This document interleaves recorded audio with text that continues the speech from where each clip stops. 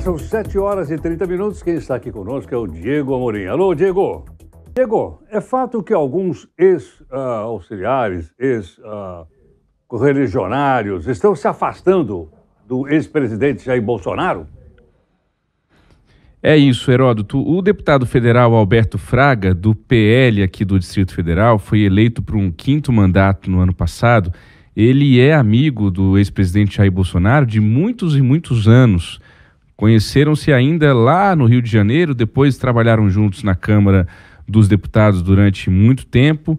E em 2018, quando Alberto Fraga não conseguiu se eleger governador do Distrito Federal e Jair Bolsonaro foi alçado ao Palácio do Planalto, ele, Fraga, acabou ficando sem espaço no governo. E isso gerou chamou muita atenção naquele momento, né? Algumas coisas na política a gente não consegue entender no mês que acontece. Precisa passar um tempo, né? Precisam passar às vezes alguns anos para a gente entender, assimilar o que aconteceu. Ontem o deputado Alberto Fraga esteve aqui na Nova Brasil FM de Brasília, dando uma entrevista exclusiva para a Ariane Bittencourt, que apresenta junto comigo o jornal Nova Brasil Brasília, e eu perguntei a ele se houve de fato um rompimento com Jair Bolsonaro e por que então ele não teve um espaço no governo do seu grande amigo Jair Bolsonaro. Ele me disse o seguinte, Heródoto, que no primeiro momento ele seria ministro da Casa Civil, mas que havia uma condenação envolvendo ele quando ele foi secretário de Transportes aqui no Distrito Federal, condenação esta que acabou sendo revertida tempos depois aqui pela Justiça do DF, e aí isso não vingou. Depois ele foi cogitado para assumir o Ministério da Segurança Pública, que seria recriado no governo de Bolsonaro, o Ministério da Segurança Pública que continua até hoje atrelado ao Ministério da Justiça. No governo de Michel Temer houve essa divisão, talvez o nosso ouvinte se recorde, de Ministério da Justiça com o Torquato Jardim e Ministério da Segurança Pública com o Raul Jungmann.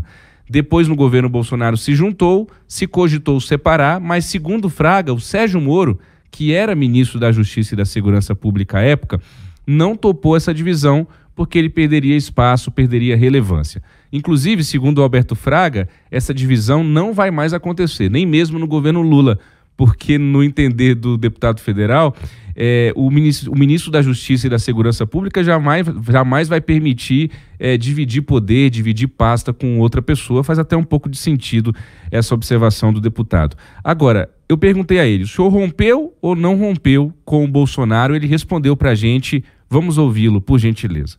Eu não rompi com o Bolsonaro, eu me afastei do Bolsonaro, por decisão minha, porque quando eu estava internado, o Bolsonaro, de Covid, e a minha esposa veio a falecer, eu achei que ele não foi o amigo que eu sempre fui dele, né? Então, num momento de dor, é aí que você conhece os seus verdadeiros amigos, né? Eu acho que ele foi muito frio ao me mandar uma mensagem com 2 palavras, meus sentimentos, só isso.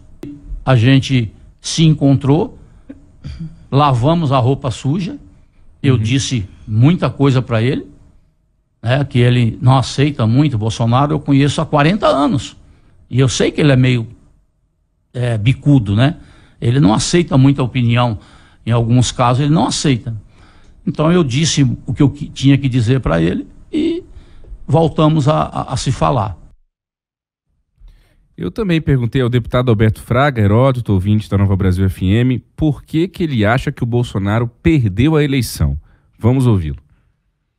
Eu acho que ele politizou a vacina, ele quis competir com o João Dória e isso deu alguns problemas. Eu acho que você tem que deixar os técnicos falarem de assuntos técnicos. Eu acho que o erro que ele cometeu foi ter se envolvido demais com a questão da vacina. Deveria ter deixado o ministro da Saúde falar, e não ele. Então, eu aqui imagino, nós perdemos aí 700 mil pessoas, né, da Covid.